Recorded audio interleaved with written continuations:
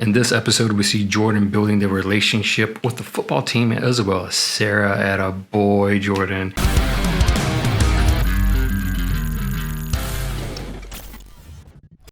What is going on? Welcome back to the channel. Today we are talking about Superman and Lois, episode 4.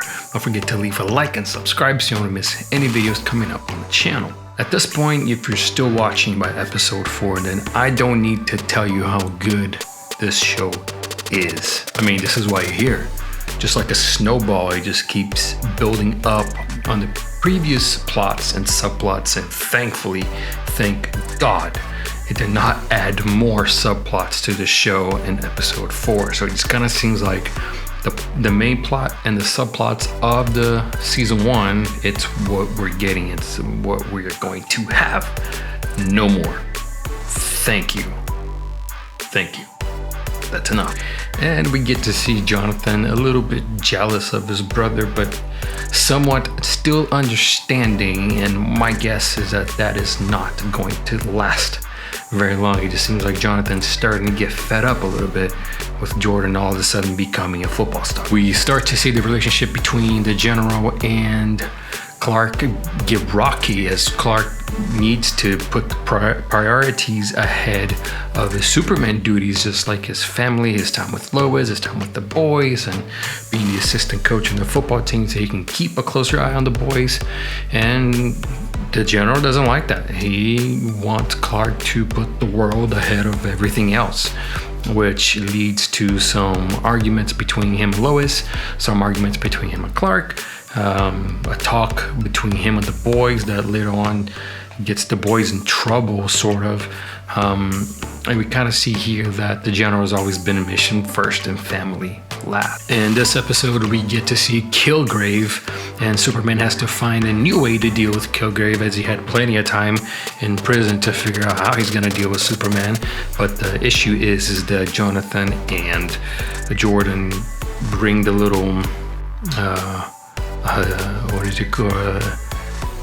They ring the little beeper, and Clark has to make quick decisions to be able to get to the boys. If you've seen the episode, then you know that the issue here is Tag, Jonathan's friend that turns out somehow is starting to develop powers, and it seems like based on his symptoms that he's developing speedster powers. I mean, the fast healing, the uncontrollable twitches, the super speed and super transitions between small places. You can see that he's just not able to control it, and I like it.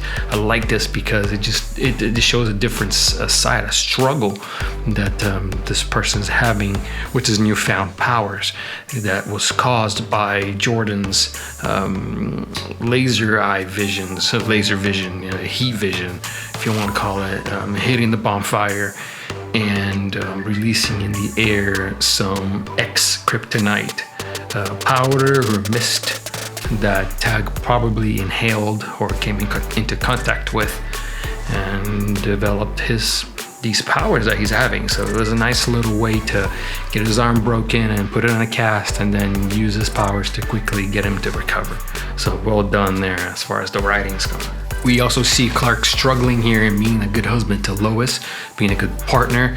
He ends up missing the town hall meeting that Lois asked him to be there because Clark is kind of the poster boy of Smallville, and because of his Superman duties, Clark ended up missing the meeting, and the town hall went ahead and approved Morgan Edge's project for Smallville, in which we get to see here what really is Edge's main purpose here. He knows that this cave in Smallville has endless supply of kryptonite that he is planning on grabbing, harvesting, and making his own super humans, his meta-humans. As you can see, his assistant is a meta-human, much like the guy that he hired to take out Lois in the previous episode.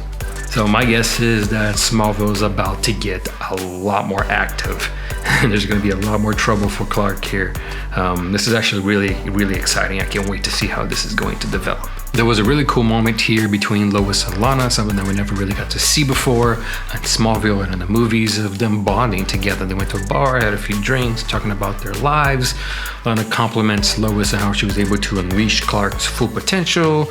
And then, you know, they kind of have this talk about their own lives and how it just kind of reignited this passion that they had for their respective husbands. So Lana with her husband, Lois with her husband Clark, and we get to see here, you know, them coming home and kind of making amends with their significant others. So overall, this is a very good episode. I still think that episode 1 was still the best one, but it's building up. It definitely is. We haven't really seen much of Lex here in these last 2 episodes. It's starting to shape up and it's starting to take its a life of its own. But this is really cool because we get to see a side of Superman that's not explored, that wasn't really explored before. We saw a little bit of it when Tom Welly's Clark Kent got to make the cameo. He's back at the farm. He has 2 girls instead of the boys. He gave up his power, so we kind of see that a little bit, but not really. So this is cool. This is nice. This could be one of the very best Superman adaptations out there to date. And I'm a big Smallville fan. So down below there'll be 2 videos, my latest video and my DC playlist. There's plenty of content here in the channel, whether you're like DC, Marvel, or whatever. Stick around, watch what you want, and I'll catch you on the next one.